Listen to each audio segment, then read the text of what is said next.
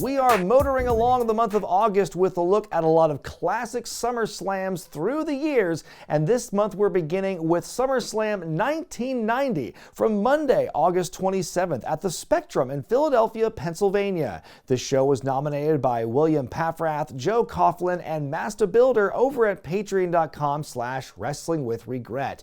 This show drew 19,304 folks to pack the Spectrum, sold out for weeks, 507,000 pay-per-view buys. Sounds impressive until you remember what last year's numbers were at 625,000. I guess that tells you how big of a draw Zeus was. After a dart match pitting Shane Douglas and Buddy Rose, we go to the show where Vince McMahon and Roddy Piper open things on commentary. It's the first pay-per-view without Jesse Ventura. He gone. The story here is that Jesse signed a deal with a video game developer to produce a Sega game that would have been a non-WWF wrestling video game with Jesse's likeness and name kind of being the figurehead for it, not unlike John Madden in the NFL games, for instance. But Vince McMahon did not like that, and he obviously wanted a cut, but it was Jesse and Vince having this argument over that. Jesse up and quit the company to further pursue this video game idea, and fast forward, the game wasn't actually released in America. I believe it has been reviewed online here in the YouTube sphere, so check that out. But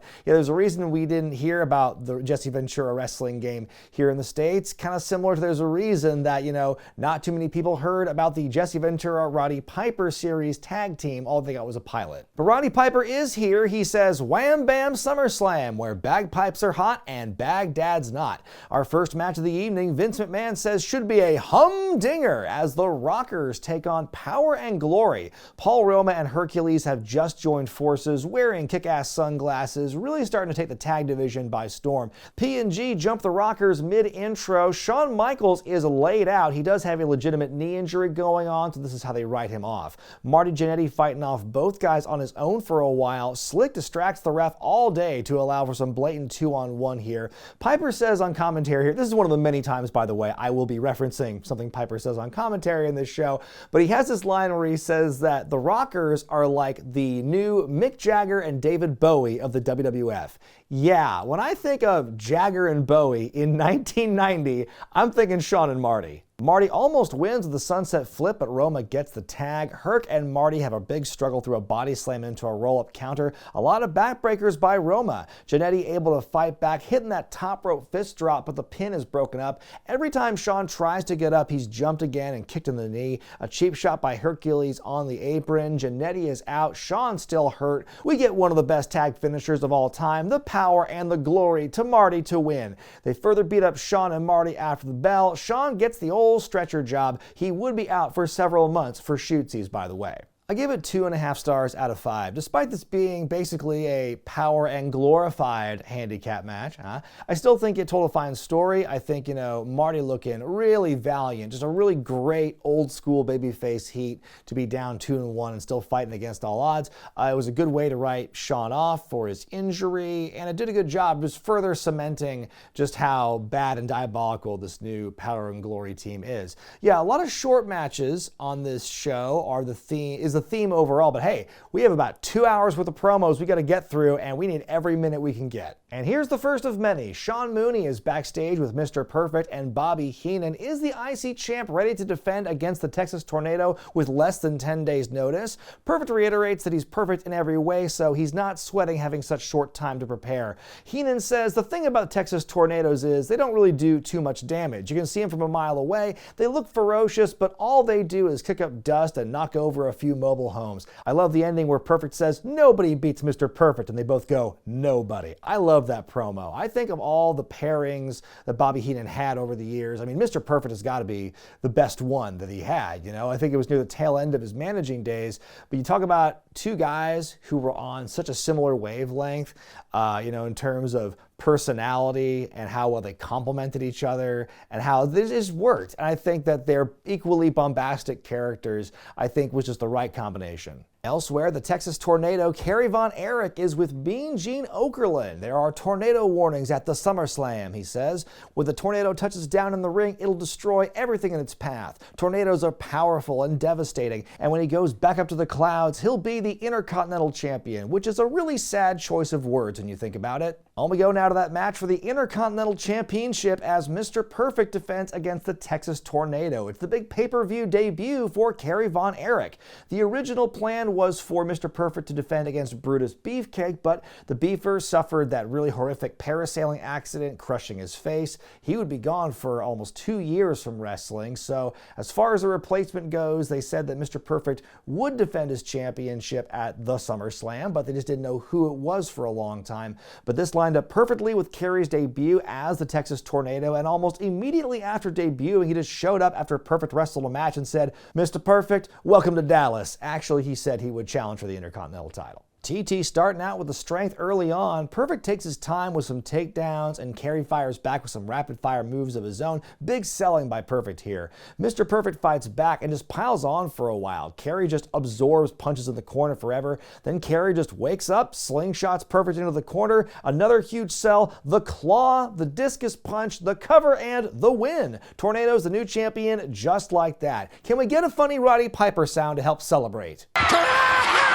I give it 1 star out of 5. This was a huge shot out the gate for Kerry Von Erich, and he would hold the belt for a few months before ultimately losing it back to Perfect. I was really expecting kind of more, something fleshed out, more high octane, because on paper, a match of these two sounds really sweet if given the time, but I can also understand why they went with like more of a shocking kind of quick victory, especially because it's a substitution, and you always kind of want to amp up the replacement or the substitution in some form or fashion. It's got to be better than what you originally advertised. It did feel somewhat reminiscent of, what happened at SummerSlam 2 years prior with Ultimate Warrior and Honky Tonk Man, albeit to a very different degree. But yeah, I'm just kind of surprised how short the match was, all told. Mean Gene's backstage wondering where Sapphire could be as she's scheduled for a match with Queen Sherri coming up. No time for that though. In storms Bobby Heenan and Mr. Perfect. Heenan screaming about the officiating, really getting in Gene's face over this. Perfect saying the lump on his face is from the post, not the tornado, and he'll get back what is rightfully his. Our next matchup is scheduled to be Sensational Queen Sherri taking on Sweet Sapphire. There's that iconic cat queen look for Sherri here. It's amazing no one has tried to recreate this in the modern day.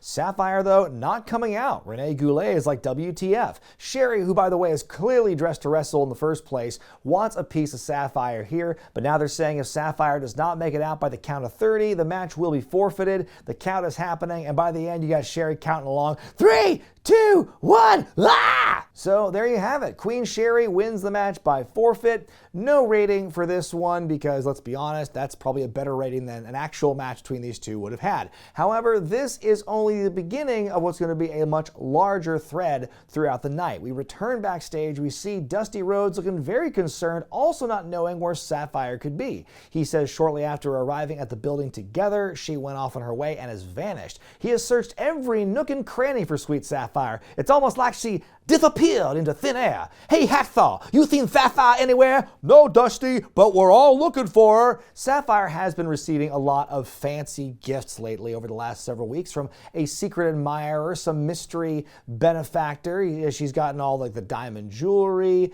the beautiful dresses, the mink coat, the trip around the world. So could her sudden absence here have something to do with all those lavish gifts?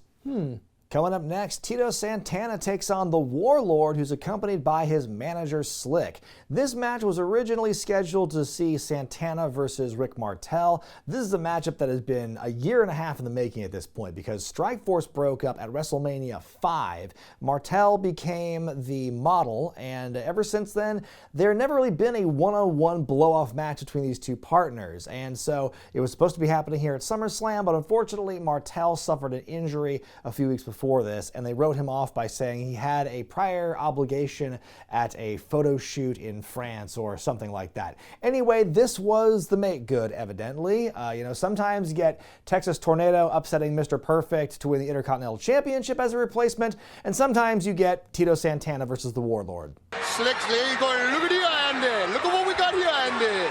Woo, baby! Warlord's a very strong boy, but Tito is very quick. Santana jumps into Warlord, almost gets powerbombed, but is able to fight through it. Warlord slamming Tito back first into the ring post. The few times Santana is able to get a cover, Warlord just kicks out with authority. Tito hits the flying forearm, gets the cover, but Warlord gets a foot on the ropes. The monkey flip is blocked. Warrior hits the running power slam to win. I give it 1 star out of 5. There's an old school term for enhancement talent or jobbers that I really like, and it's called a carpenter, somebody who builds something. And so I think Santana is just one of the great carpenters. I think he does a great job building his opponents up, making them look really strong, and Warlord here is another example of that. And that's pretty much all I can say about this match. Sean Mooney is backstage to interview the tag team champions, all 3 members of Demolition. And Sean's like, wait a minute, aren't there supposed to be just 2 of you? And Axe says, read the fine print, Mooney. It's which 2 members will be at ringside. So which combination will it be? All these different combinations confuses Mooney, which is exactly part of their plan. And he asks, what do you think of your likely next challengers, the Legion of Doom? Crush calls them Demolition imposters and says they're going to beat those guys up too. Time now for the 2 out of 3 falls match for the tag team titles as Demolition defend against Jim the Anvil Neidhart and Bret Hart, the Hart Foundation. But which 2 members of Demolition are they going to fight? That was the big story going into this matchup, because it was Crush who was recently added to the team after Axe recently suffered some heart issues, taking some time off, scaling back, and so Crush is going to be his new replacement. And it becomes kind of a 3-on-2 situation. The Hart Foundation, they call out Demolition for not fighting fair, fighting 3-on-2, and that's why we get this matchup here, because now it's required that only 2 members can be at ringside, and then it's this whole, oh my gosh, which combination could they possibly use to throw off the Hart Foundation? But even as a kid watching this, do you really think there's that much of a tactical difference between, in kayfabe, all 3 of those Demolition guys? We can see based on the entrance that Crush and Smash are the 2 members who are going to fight the Hart Foundation. We go backstage to hear from Bret and Jim. What do you think about this situation? Bret's a little surprised they didn't go with Axe and Smash, and then Jim goes, think? They don't pay me to think. They pay me to be tough like an anvil, and he doesn't care who it is. Bret telling Anvil to calm down, and Neidhart saying after the heart attack, Demolition will need to buy pacemakers by the truckload. Is that how pacemakers work? Bret wraps it up by quoting our man Phil Collins when he says that they're 2 hearts beating as one. The match begins. Bret is able to outmaneuver both demos for a while until Crush catches him in midair and slams him down. Mr. Piper, do you care to chime in? He better get on that Hart right now and quit looking around. We ain't looking for dairy products here, baby. We fighting. Neidhart comes in and shows off his power against the champs. Bret's all over both members of Demolition, but Neidhart gets laid out on the outside. Bret eventually worn down by the numbers game. Smash and Crush hit the double team finish. Bret is pinned and the champs are up 1 fall. Bret continues to get beat up but fights to get to his corner to tag in Jimmy Jam, who goes on a big run. Piper yells, south of the border, taco time. What? The challengers hit the heart attack. The referee goes for the count. Crush just picks the referee up and moves him away. That leads to a disqualification and gives the 2nd fall to the Foundation. Neidhart goes outside to check on Bret. Suddenly, Axe comes to the ring and just hides underneath. And now we play the waiting game. Nice double team move where Neidhart picks up Bret and slams him upside down onto Smash. Suddenly, in comes Axe. Vince calls it out immediately, but Earl Hebner suffering from a brief bout of face blindness. How ironic is it that the twin Earl Hebner, who along with his brother Dave shocked the wrestling world at Saturday night's main event, couldn't suss this one out? There's more beatdown on Bret for a while. We get another switcheroo. Then out come the Legion of Doom to help even the odds. Animal and Hawk foil Demolition's brilliant plan. Bret rolls up Crush in the chaos, gets the 3rd and deciding fall. The Hart Foundation are once again tag team champs. I give it 3.5 stars out of 5. It's no Hart Foundation Demolition from SummerSlam '88, but this is still probably the best match of the evening, in my opinion. I was watching this show with Mr. Ooh La La, and he pointed out to me that he thinks that this pinfall loss from Bret might be the last clean pinfall he takes for the next 2 years or so.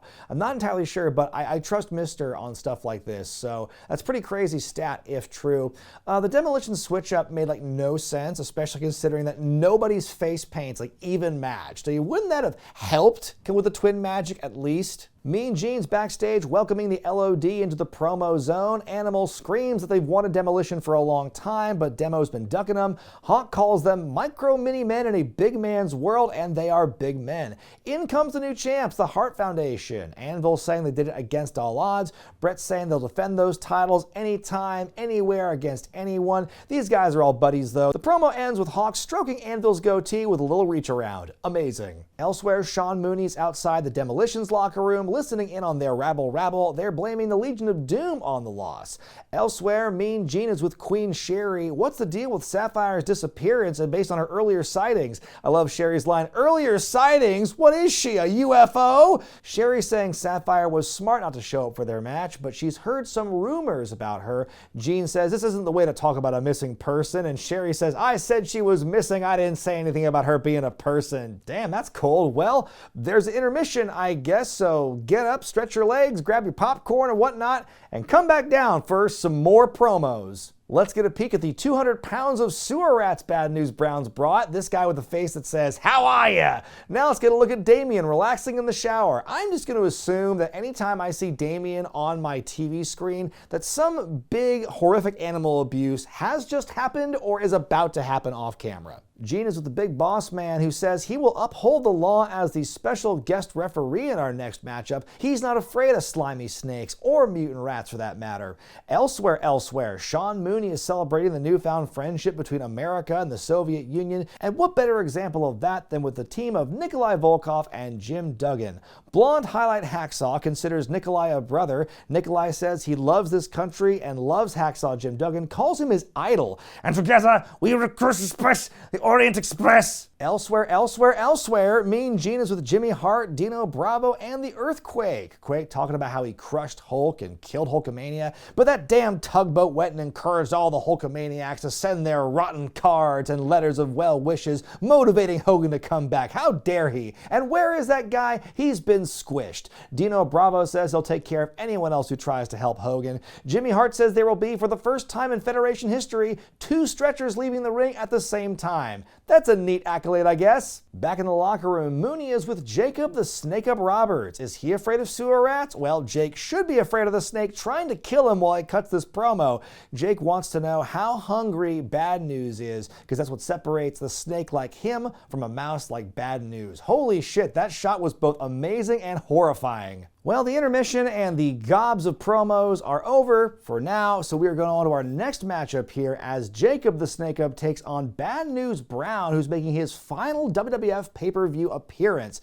The story here is that Jake's got a snake, and Bad News, who is afraid of snakes, he's going to counteract that with his 200 pounds of Harlem Mutant Sewer Rats, Harlem Mutant Sewer Rats, Harlem Mutant Sewer Rats, here to eat the big steak, gobble gobble. And here to be the guest referee for some reason, the Big Boss Man, or as Roddy Piper calls him, the Big Bosom Man. Jake goes to the DDT a couple of times early on, but Bad News is able to escape. Bad News getting a few moves off and immediately gets into Boss Man's face. On the outside, Brown grabs Mark Yeaton's chair out from under him, hits Jake with it. It's not a DQ, but then Boss Man follows them out of the ring that falls on Jake on the way out. He's not being very helpful. Brown works over Jake now for a couple of minutes. Jake defiant to the last. Bad News jumps off the second rope but misses the fist drop. Jake fires up, hits the short arm clothesline. DDT, DDT, DDT. Think about it. Bad News counters the DDT attempt. What do you got to say, Roddy? You notice Bad News has got his head oiled? Back outside, another chair shot. Now Boss Man disqualifies Bad News. Brown wants to crush Damien with a leg drop, but Boss Man yoinks it out of the way. Brown and Boss Man get into it. That allows Jacob to grab his snake up and chase Brown off with it. I give it a half star out of 5. The match was pretty so-so, and then we got that DQ finish. We didn't even see any sewer rat spots. I mean, come on. But seriously, though, this would be, like I mentioned, Bad News' final pay-per-view appearance with the Federation. He would leave the company soon after SummerSlam. He claims that Vince McMahon promised him a World Championship run when he initially signed to be the first Black WWF champion, and not being fulfilled with what he thought was that promise was why Bad News left. We get a promo for WrestleMania WrestleMania 7 taking place at the Los Angeles Coliseum to be the biggest WrestleMania of all time, chortle. We go to Demolition in the promo zone and they are pissed. The Harts didn't play fair and they're going to get revenge on the Foundation and the LOD. They say their futures look dark, bleak, and hopeless. Hawk will be hawking hot dogs in the stands, say that 5 times fast, and Animal will be neutered once and for all. What's that, kids? You want more promos? Well, here we go with the Brother Love show in the ring. Brother Love saying he's in Philadelphia, the city of love. Felt like a missed opportunity to say of brotherly love, but that's just me. He says everyone's gone soft. Everyone here in America is weak, and someone needs to tell people what to do. Someone like Drill Sergeant Slaughter, who has made his return to the WWF. He reiterates the softness and weakness of America, says there's only one man in the Federation who is worthy of Sergeant Slaughter's Great American Award, and who else? It's Brother Love. He just looks overjoyed with this news, by the way. The look at the mirth on his face. He compares it to the paltry medal that pinko commie scum Nikolai Volkoff got recently, which leads Slaughter to saying that America is too chicken to declare war, so he's going to do it himself. He declares war on that pinko commie maggot scum puke Volkoff. How dare America welcome Nikolai into your hearts and arms? He wraps up by saying that if war were to break out tomorrow in the Middle East, then Saddam Hussein would beat America handily. Well, there he is planting seeds. Of course, this is going to lead into the big driving heel force for the company throughout the end of this year and into 91. Sergeant Slaughter doing the Iraqi sympathizer gimmick, becoming friends with Colonel Mustafa and General Adnan, and so forth. Hey, wow, more promos, yay! Sean Mooney is backstage with the Orient Express and Mr. Fuji. Fuji says the Express will hit Hacksaw Duggan so hard he'll get 2 cross eyes. Mooney tosses over to Mean Gene with some late-breaking news. Sapphire is here, but she storms into her dressing room and totally fabes Gene. At least Dusty, Gene, and millions of fans, Gene says, can breathe a sigh of relief that she's safe. Up next, the Orient Express take on Hacksaw Jim Duggan and Nikolai Volkoff, or as Piper calls them, 600 pounds of meat. Well, thanks to some recent goings-on in the real world of geopolitics, that has basically allowed Nikolai Volkoff to turn face. He has split from the Bolsheviks, Boris Zukov, very pro-West, very pro-America. He's cutting these promos going, I love United States of America! I love a Hacksaw Jim Duggan! The Boy Scouts that gave me a medal, it's great! I love America! And to celebrate this love, the two of them get in the ring and sing God Bless America a cappella. God Help Us is more like it. I do like the touch of Duggan using the pitch pipe before they start singing. In the brief moment when they first start hearing him sing, I'm like, oh my God, are they harmonizing? Like, they actually sound, there's like a harmony there. No, they're just both singing their own key and they're both really bad. God bless America. Sounds like dinner was late at the dog pound. Afterward, Hacksaw giving a shout out to the troops in the Middle East. With the Orient Express attack our heroes, we get a big double atomic drop. Piper says at one point in the match, I still don't trust Volkoff, and Vince just goes, ha ha ha ha. Volkoff picks Tanaka up, but Sato attacks from behind. Gets some double teaming by the Express, Volkoff's one bump of the night. Hacksaw is able to get the hot tag and is able to overpower Sato and Tanaka, just punch the heck out of his opponents. Now Volkoff comes in, they throw their opponents into each other. Sato is ejected, Tanaka hit with a 3-point stance, Duggan and Volkoff win. I give it a half star out of 5, and man, that singing did not help the rating. Mean Gene's with Dusty Rhodes, who's banging on the locker room door, begging Sapphire to open up and let him in. He needs Sapphire in his corner for his match, but if she won't come out, then I guess he must go on and face the music. We go to see Sean Mooney up on a ladder to get on the Macho King's level to hear from him. So how does he feel about Sapphire's absence? Oh, I guess the rumors must be true, yeah. He says he can't blame Sapphire for not wanting to spend her time as a commoner anymore, and says that Ben Franklin must be doing somersaults in the pike position in his grave when looking at the American Dream, Dusty Rhodes. What an insult. It's time now for the climax of the big Where's Sapphire story arc as Dusty Rhodes takes on the Macho King Randy Savage, who is accompanied by the sensational Queen Sherri.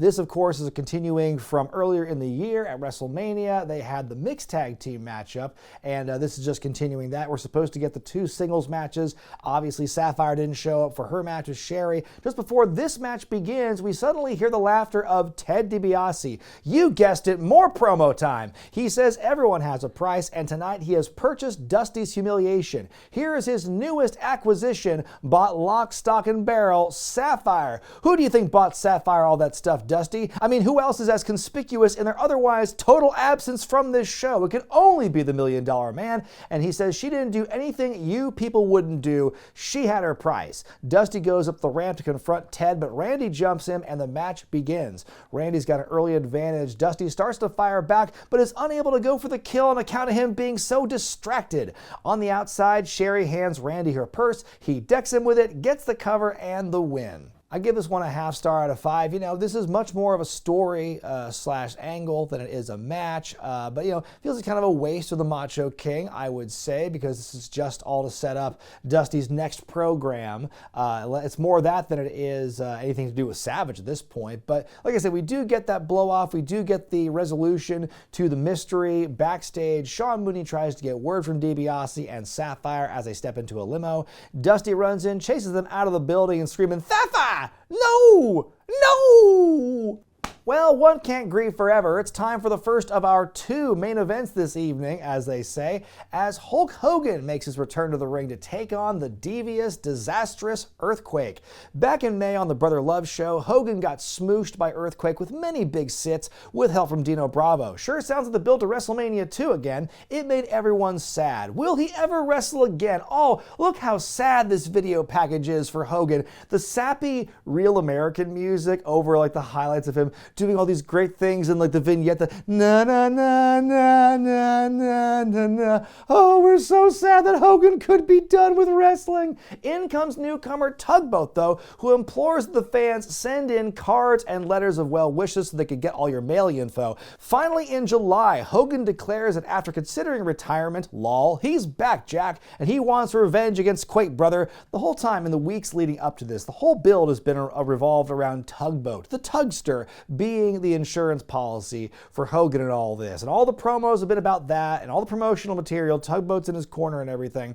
But like a week before this, the Tugger was written off. He incurred many big sits by Earthquake, and so he was written off. And so now we got Big Boss Man getting 2 paychecks on this night because he's going to be filling in for the Tugster and accompanying Hogan to ringside. Mean Gene's backstage with Hulk Hogan and the Boss Man. Hogan talks about how he was moved by all those cards and thoughts and prayers. He says they're dedicating this match to the Tugster, and he and the Bosster will serve justice. Boss Man says that Dino Bravo and Earthquake have the right to be beaten into silence. They have the right for everyone to witness, and the right to an impartial trial with Hogan as the judge, just laying the corruption bare in this new world order of wrestling, brother. During his entrance, Hogan just hawks one onto Quake. Gross. The match begins, we get a lot of sizing up and a lot of no-selling by Earthquake. Hulk goes for the slam but can't do it. That allows Quake to throw his weight around. Hogan fights back. Everyone bumps for Hogan. It's chaos now. Hogan beats up Bravo. The Boss Man's beating up Quake. All 4 men in the ring. We get a double big boot. This is a one-on-one match, yes?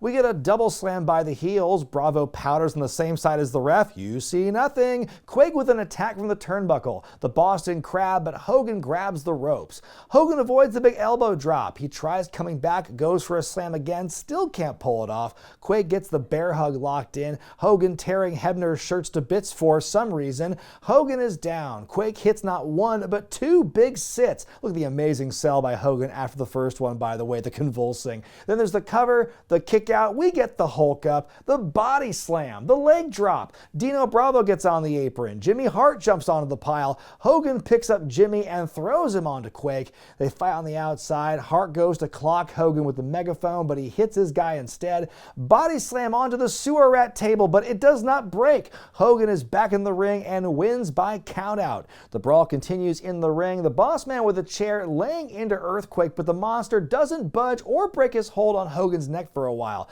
Finally, the heels take the powder though, and Hogan gets to pose, brother. 3 stars out of 5 for me. I thought this was like a fine Hogan versus the Monster du jour style of matchup. I think it's one that Hogan is very good at doing, and I think that he made Earthquake look good. Very, strong in that defeat where you see how strong he really is. Like no selling the chair shots. You see like the big welts on his back as a result. That looked pretty gnarly. But I mean, even though Quake's not winning this program, I think he was still built as a good opponent for Hogan to make that comeback after he was gone for, 2 months or however it was, but it's still a nice break for Hogan to come back and get a win over the big nasty heel. We hear from Wregret backstage, who says the Ultimate Warrior knows nothing about a steel cage match, and the door closing will symbolically seal his fate. He's going to hold that World Wrestling Federation Championship next to the Rocky Balboa statue when he's all said and done, and there ain't gonna be no rematch. Hard cut to Dusty Rhodes, who is devastated by this betrayal by Sapphire.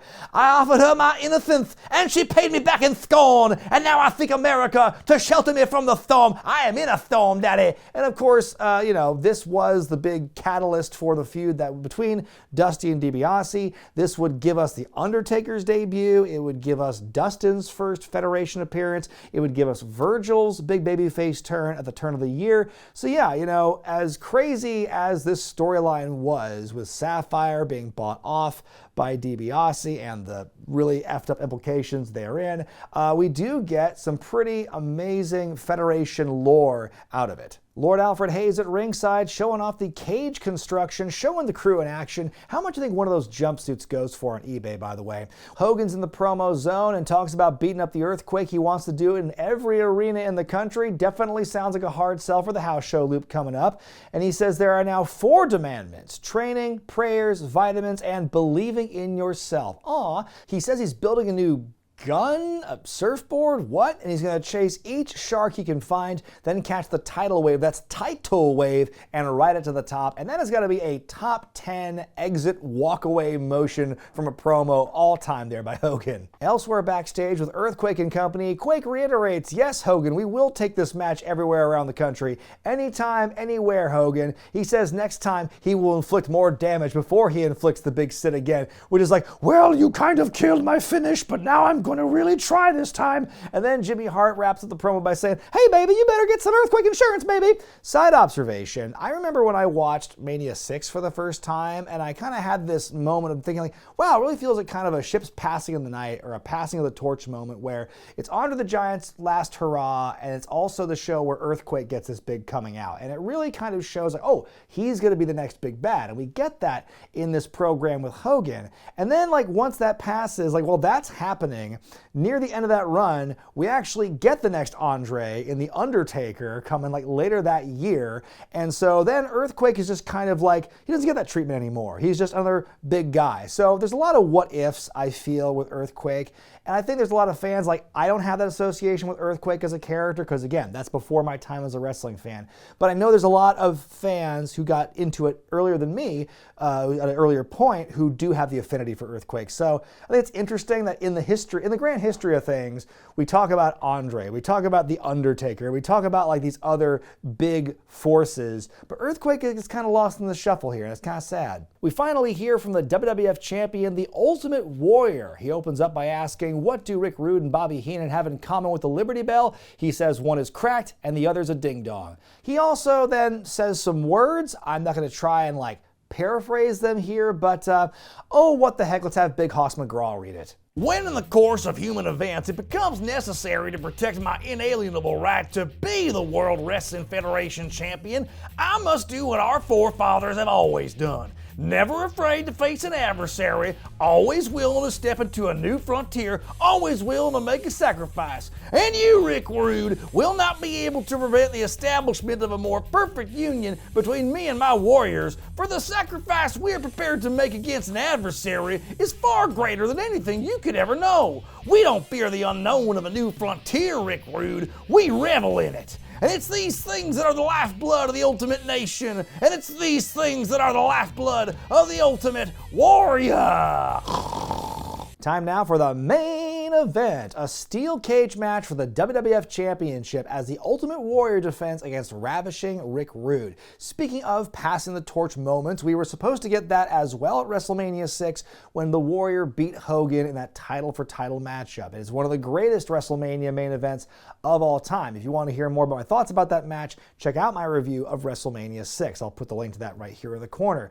But his first major program as the world champion, as Hogan takes this kind of back seat after he sells the beating from Earthquake, is just a retread of his previous year's feud with Rick Rude. That was over the Intercontinental Championship. We saw what happened at WrestleMania 5 and then at SummerSlam later that year. So Rude does have the distinction of being the only person in the company to have beaten the Ultimate Warrior. But that's not a whole lot of meat on that storyline bone to really work with, because you don't give Ultimate Warrior any real new challenges. Now granted, Rude is somebody who could get a good match out of the Ultimate Warrior, but there had to be others. There had to be others who could be kind of put in that position. Like there's an alternate timeline where maybe Warriors with Earthquake, and that's Quake's first big program, and not with Hulk Hogan there. And that it would, there's a lot of different what ifs around this time. Like somebody could have fought somebody else, and I think we would have a different story about business around this time. But yeah, it just feels kind of silly, especially during this era where the big shows are so few and far between, compared to today. So the fact you're going right back to this 1 year later, I think it really did in the Warrior. And what also didn't help this particular match was they did another match like 2 or 3 weeks before this on Saturday night's main event, where they had a singles match for the title between the two, and it ends in like a count out or a DQ or whatever the fuck. But it's like, gosh, I wonder why this title reign didn't have a whole lot of mustard to it, why people don't look back on it fondly. That being said, I really enjoyed the promos by Rude here. The vignettes of him working out, running on the beach, Bobby Heenan's coaching him, really makes Rude look like a hell of a fighter for all that here. Back in the ring in time for the match, Rude giving a shout out to all the Pennsylvania piss ants in the crowd, and man, they picked the perfect fan cutaway there. The two start fighting in the corner atop the cage, Warrior on the outside brawling his way in. They're fighting for a bit. Piper says, what does it mean when he throws his arms up and starts prancing like a pony?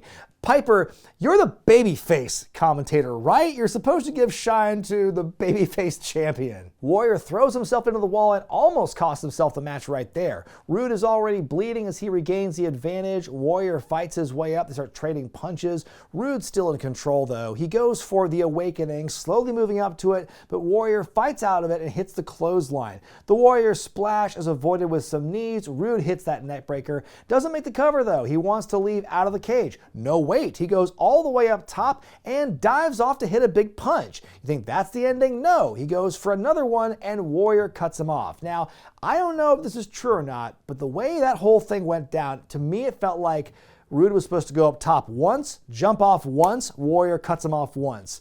And Warrior didn't do it, so he had to go up top and do it again. That's just my personal theory. Later, Heenan using the cage door to try and knock the big booger off Warrior's face. Rude tries to climb out the door, but Warrior grabs him by the trunks, and we get a full moon. Heenan's pulled into the ring, Warrior knocks him on his ass, Warrior doing the arms thing again, and Piper asks, what does that mean? Warrior makes his big comeback. We get the clotheslines, the gorilla press slam. Warrior climbs over the top of the cage and exits the ring to win. He retains, he climbs back up to celebrate the victory, does Rude's taunt for good measure as the show comes to an end. I give it 3 stars out of 5. It was a fine match, a fine cage match. I think that Rude, again, did a great job making the Warrior look better than many other opponents might make him look.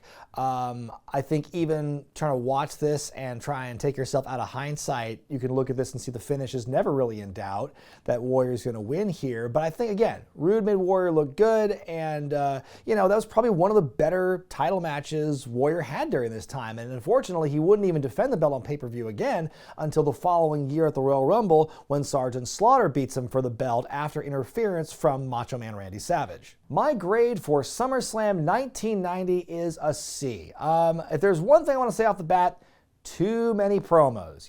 We chastise, pay-per-views today in 2024.